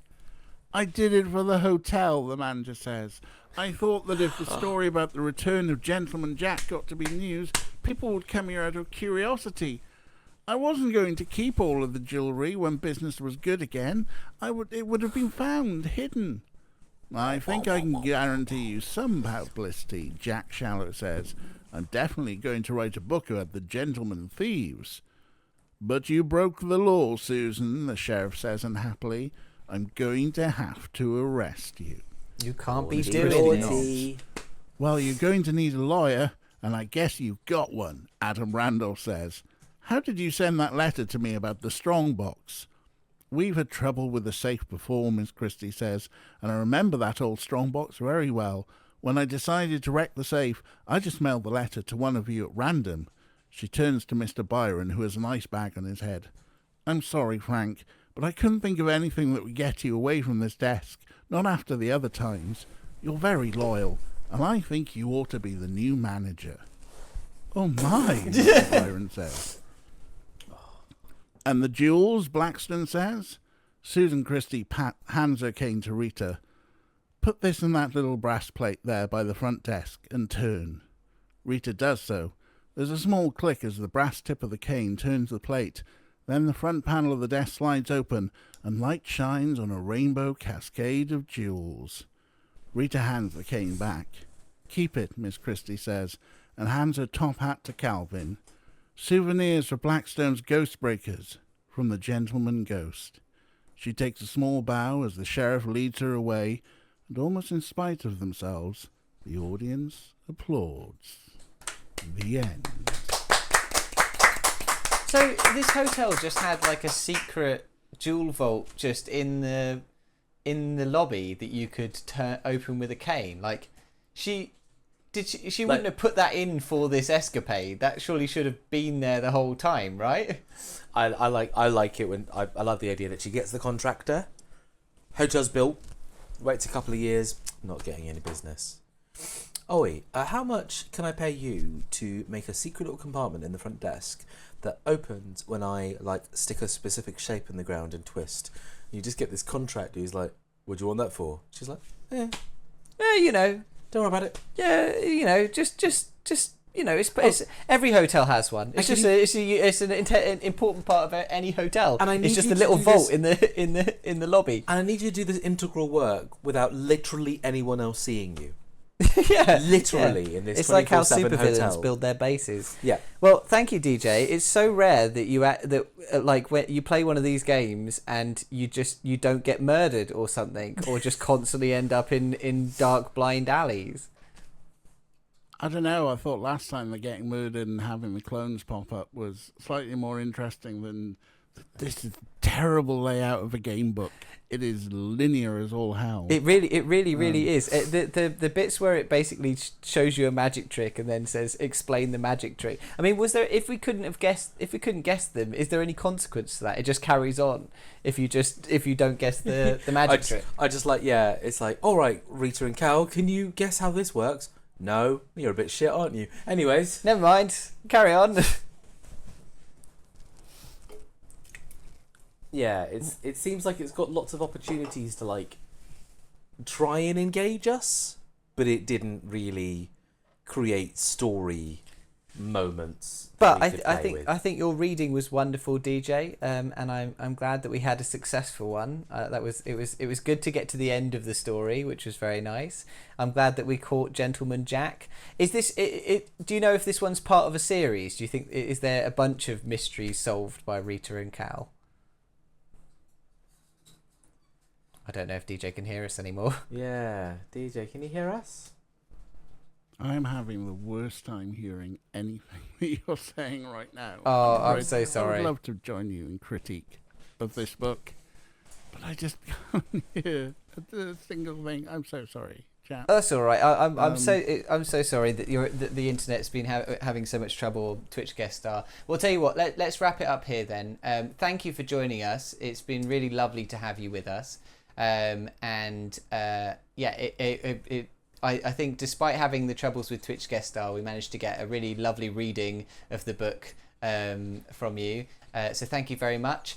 I presume you can't hear me very well, but Laura, if you could message DJ saying, can you ask him to say where people can find him, and then we'll finish up. Yeah, plug yourself, DJ. Yeah. I think you were saying some very nice things. I really could not hear them. I think at this point, I should leave you to it and bow out, and I will see you in chat. It has been lovely spending time with you again, and it's DJNrrd. You can find me on Twitch. You can find me on Blue Sky. I'm going to go and leave you now. Goodbye, everyone. Goodbye. Thank you, DJ. Bye. Lovely to DJ, see you. thank you so much. Bye. Thank you so much. Bye. Oh. Well, it's a shame that we've had so many technical issues for this stream, but it was lovely to see DJ as always. And we've had. Would you like some really cold, quite shit McDonald's? Yes, absolutely. Thank you very much. Should we could zap it. Do you want it zapped? Taste a fry and tell me I'm tempted to zap it. what the edge is. I'm fine with this. Consider it felt quite warm, but other bits have not gone as well. I'm fine with it, but you can zap it.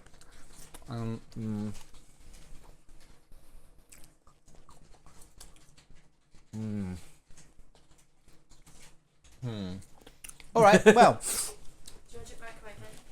I'm tempted to zap the chips. Okay. You want to have a look at these and do this? I Thank don't you. know these as well. We've not talked about this, by the way, but everyone, it is part of the plan that we receive nearly 2 a.m. McDonald's. yeah, Zap them. I'm happy with mine, but Jonas, if you. I'll zap Yeah. the chips. Yeah. Would you like to poke the nugget? and I then think tell me then I'll just eat the nuggets. Okay. Yeah. Thank you. Thank you. Um, Thank you for my nearly 2 a.m. McDonald's. Right, so it's nearly 2 a.m. We've just had DJ's optional based narrative fiction, which was really fun. We've now got a little bit before we get into our last segment in the first half of the stream. We're going to be doing Art Attack, which is a little game where we do some drawing. We'll explain it all when we get into the segment. And then we've got, calling all the way from Australia, we've got Luke, who's going to be doing us some tarot readings. That'll be good fun. And then we've got some yoga at 4 a.m, where this is going to hopefully wake us up a little bit. We've got at 5, Hugsniff will be doing some exorcisms with us.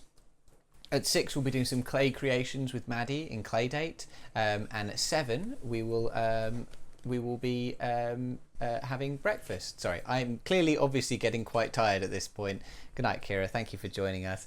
And at 8, we will be joined by Sylvie for some tears streaming down your face. That'll be some tier lists for a couple of hours.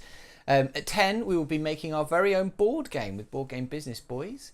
At 11, we are playing Making Jamie Talk About Anime, which should be good fun for you at least. Yep. At 12, there'll be Laura's Mouth Tour, this time with an added additional guest. And at 1, we're going to have Get Bonkers with Beth, in brackets, a working title. And then we'll have our closing ceremony. And you can, if you donate at the link down the bottom, you can help us work towards our various milestones. The next one at £1,000 raised, which we're only £100 away from, is an IRL cooking stream that we'll be doing. And then at £2,000 we'll be doing an RPG series, like a short actual play RPG series. And at £3,011 and £69, which was last year's total, we will be Jonas and I will be picking a dreadful to play game that we will stream to completion. We'll stream the whole thing. And then if you donate at the link below on the Tiltify page, you can put in your cart for donations, rewards based on how much, or you can buy rewards from us. If you, the £10 reward is a spin of the Wheel of Fortune, the Wheel of Trick and Treats. There's a bunch of wonderful things on there that we will have to do based on what comes up. At £50, you can get Jonas to do you a professional voiceover clip. And at £100, I will do you a small postcard drawing. And Jonas, do you want to tell them a little bit about the charity? When's the next charity video, Laura? Probably in an hour and 20 minutes, right? I think it's an hour. I think it will be in an hour and 20 minutes because of oh Maddie, Yes, that I have face. It took so long, and this is your McFlurry currently. Would you like me to try and freeze it Is better? it liquid? Oh, it's a drink. Is it just goopy liquid? Yeah. What would you like me to now. do?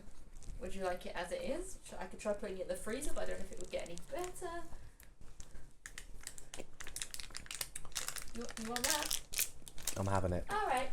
Thank you very much for the McDonald's. We are these things happen. It's absolutely fine. Thank you very much.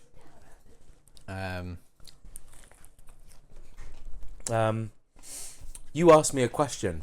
Do I want to tell them about the charity? Yeah. Yeah, we'll get the next video from Safe in Our World in an hour and 20 minutes. But hello, thank you for watching. We're raising money to support Safe in Our World. Safe in Our World are a charity that are trying to support better mental health and well-being for individuals in the games industry. That includes people who make games, game devs, but also content creators and players of games. Trying to find ways to use games to kind of talk about mental health and to kind of normalize conversations about mental health. And providing resources, providing training, starting conversations, talking to people in the games industry and actually getting stories as well, like real stories of people's experiences with imposter syndrome, burnout, depression, anything really that has kind of held them back on the subject of their mental health and mental well-being. They provide loads of... Oh, God. Talking really fast. Right. I think I'm just trying to talk too much, basically. Talk too fast. Yeah, they're a great charity. They're really lovely. I love the work that they do. I love the way that they go about their work. They're just a really easy and fun charity to kind of interact with and kind of, I don't know, go to their website, safeinourworld.org, see what all their work's about, find out what they're offering the world. Even if you're not in games, it could be that there's something there that you could benefit from. And if you know someone as well that you think would benefit from these resources, please do pass them along. Just because, yeah, they've spent the time and they've got a really wonderful bank of things that you could learn about. I had to pop to the loo. Go for it. I would like my microphone to be muted. I would like my Laura, could you mute Jones's microphone to be muted, please, by the powers that be. And now I can go pee. Smashing.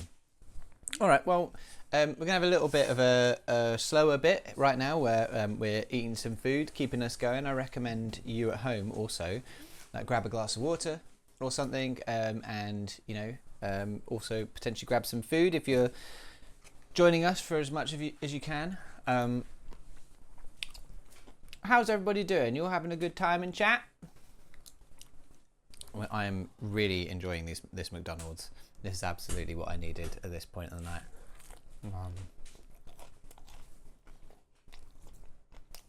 My nearly 2 o'clock brain thought, ba-da-ba-ba-ba, I'm having it, as you're eating the McFlurry. Yeah, absolutely. Yeah, the reason we have a McDonald's is because last year when we did this, Fairy, one of our tech crew, he works as a paramedic, and he finished his shift in the middle of the night and picked us all up at McDonald's on the way home. It was very, very lovely. You're having a sad Tesco meal deal. You envy my Mackies. Sometimes a Tesco meal deal's good. Sometimes it's just what the doctor ordered. A very bad doctor who orders very bad medicine.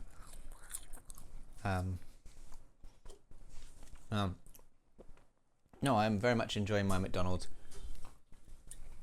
Although I found last year that I really, really struggled to eat anything throughout the whole thing because I was just so nervous about everything going right.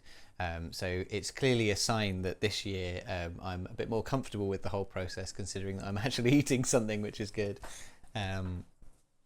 Yeah. Do you want a coffee? Yeah, I did. I think I did ask Reached one. a milestone. One exploded. Milestone. Oh, okay. Then I'll be fine. If I can have a glass of water though. Shit, we have just passed a milestone. We passed our first milestone. Thank you very. I'll wait till Jonas comes back before we properly talk about it. But we are over £1,050. Thank you so much. It is DJ. Thank you very much, DJ. That is so much money. Thank you very much for your £150 donation. We have just passed our first milestone. That means that we will be doing an IRL cooking stream at some point.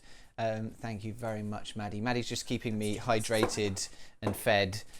She is a real star. She is stopping me from dying on camera. Thank you very much. I heart you too, DJ. It's been wonderful having you here both years, and hopefully next year we can use a video chat system that doesn't crap out on everyone that we have call us. Hopefully we'll be able to get it to work with all the future guests. So what you've asked for, your two rewards that you've asked for, is a professional voiceover moment from Jonas. So he'll be doing that when he comes back, and a decorative postcard drawing of Gentleman Jack. Wonderful. So we'll be putting up I'll get me a piece of paper so I can draw myself Gentleman Jack. The white paper I think will be the best because he is all in white. Now we did see some drawings of him, we've got something's coming up on our screen. So this is for I see. Okay, this is for Jonas's voiceover moment. I see. So Jonas can do that in a second. Jonas, we've passed our first milestone. We have reached £1,050. Holy shit! Holy shit, indeed. I haven't got a microphone. Oh yeah, you need to put the microphone. Let me get a microphone, even though I don't know how audible I am through yours. You'll probably be somewhat audible, but it'll be nicer if you've got the microphone on. Right, I have a microphone on when you're ready, God. Tech God. Cool. Tech God, I can see something very... Yeah, so we passed £1,050. I don't even want to engage with that. You have to, because we passed £1,050 thanks to DJ. Absolutely wonderful £150 donation, and you have a professional voiceover moment to do. So I will leave you to that while I start drawing Gentleman Jack. Oh, this is what you're talking about. Firstly, DJ, before I sound negative about the voice acting thing, thank you so much. One, for spending literally 2 hours with us and taking us through optional narrative, fiction-based narrative time. Optional based narrative fiction. Obviously, those words in that order. Thank you. Thank you, DJ. That was a lot of fun. I love that we solved that mystery. Genuinely, even though it didn't have that many options and like all the role play, I found the story fun. I was genuinely getting really into the narrative that book was building, and then it had a really fun payoff. And I don't know how much of that we got, if that makes sense. I don't know how much of that was due to our hard work, but I felt like we earned it, and thank you for being there with us. And yeah, fingers crossed, hopefully next time we can have a more fluid tech experience, because it's genuinely lovely to spend time with you. Now I'm going to voice... this. You have given me a thing to say out loud. Firstly, I'm going to say it all wrong on purpose. Just for comparison's sake. I'm just going to say all of the things out loud as I'm reading them on the screen right now, okay? So you want me to say... Lanfair, Pull, Gwyn, Gil, Go, Ger, Yucht, Windrob, Will, Lan, T, Cilio, Go, Go, Gotch. That's what I'm reading on the screen. Now I can see that from the words below that, there is some kind of fucked up logic to all of this. So, to start off with, pronounce this section as you would do the Scottish word clan. Great, that assumes I know what the Scottish word... As in just clan? I would just say clan. I think it's just clan, yeah. Okay, clan. Then listen to the sound recording above, taking particular notice of how the l is pronounced. It is difficult to explain in words and more easily learned by oral example. We'll have a go here anyway. Lie your tongue flat in your mouth so that the tip is firmly touching the bridge between your front teeth. Keeping the tip of your tongue in place, try and touch your back teeth Try and touch your back teeth with the side of your tongue. Now breathe out, forcing the air to run strongly over the back of your tongue. Yeah. This will cause a vibrating noise near your back teeth. Again, keeping the tongue position. Gently change the shape of your tongue until the sound comes more controlled. This is the il sound. So, clan, clan, clan, clan. Oh my god, what am I supposed to be doing here? This is. I think the second one was quite good. You're doing great. You're doing it excellent. Keep it up. What was my second one? Clan, clan, clan, clan, clan, clan, clan, clan, clan, clan.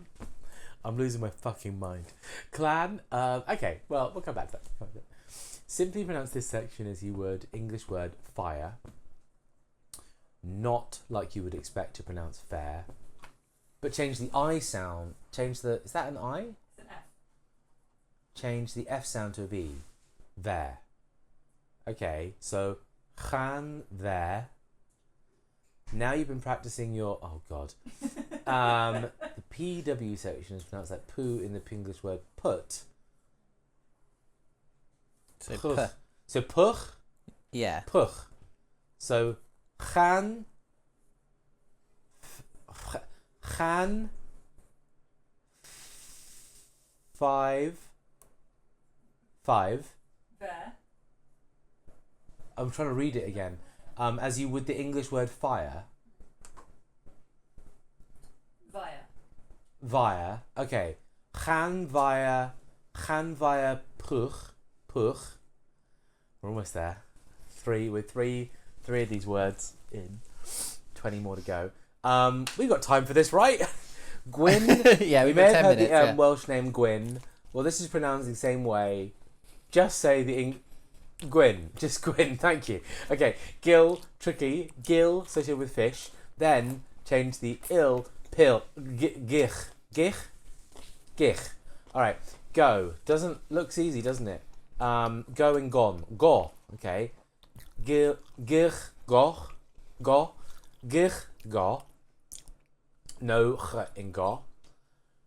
G. Simply say the word care, but change the chi for C for G. Gare. Gare. Like the pronunciation of ich. This one's particularly hard to pronounce. Think of something you don't like and say yuck. Now take the Y from the beginning to leave uk. Now change k to ch. Uch. Uch. As lock. So just lock. Uk. Lock. As pronounced in the Scottish word lock. Lock. Loch. Oh, so I should be going ugh. Ugh. Yeah, ugh. It could just put UGH and say, but give it some glottal. They could, yeah. Ugh. They could, yeah. Just give it some throat. Right. You're nearly ugh. there. You're nearly there. Ah, we're in. Win. Great. First, say the English word draw, then add the B on the end. Draw. You've learnt this already. Put wuch. Wuch. I guess. Gaan.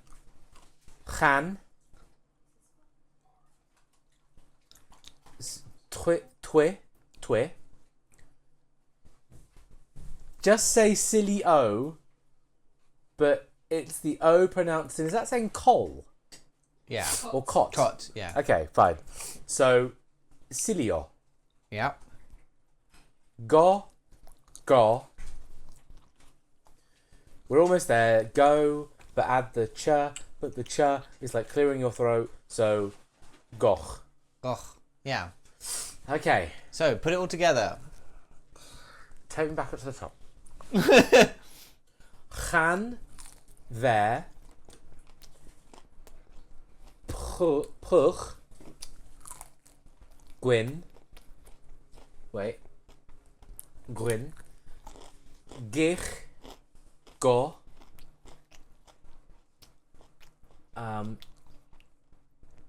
Yeah. Ger. I was just reading. Yeah. Ger. Ich. win. Say the first draw. Drob. Wych. Chan. Twe. Silio. Go. Gone. Yeah. Goch. That's it. Well done. In space. Thank you very much, Jonas. DJ, well done. am I free? I think you're free. I think you've been freed. Well, there we go. We could. Oh, DJ sent me a WhatsApp voice note of apparently it being said. So now we can hear someone actually say it properly. Hold on, let me turn up my phone as loud as I can. I'll turn it off silent. Okay, I'm gonna play this into my microphone. I have no idea how this is gonna sound for you guys, but here we go. Llanfair pwchgwyn gich go geri chwyn drobo chlantis silio go. It's not hard. That sounded absolutely identical to Jonas. That's exactly I what think I said. that's pretty much That's exactly what I Jonas said. Yeah. Take the clip, speed it up. Yeah, wonderful. Well, thank you so much for the donations, and we've passed our first milestone. That's incredible. Like, when we first did this last year, we really didn't expect to earn that much money, as much money as we did, and we're still incredibly impressed by the generosity of everyone who watches this. Thank you so much. I have done you also a drawing of Gentleman Jack. So if I bring it up to the camera over here, I can show you. This is your Gentleman Jack. Of course, the plot twist was that it was never really a man. And I'll be popping him up on the set. We're so presumptuous. We're such you men. Can see he can be, or he or she can be, hanging out in the background.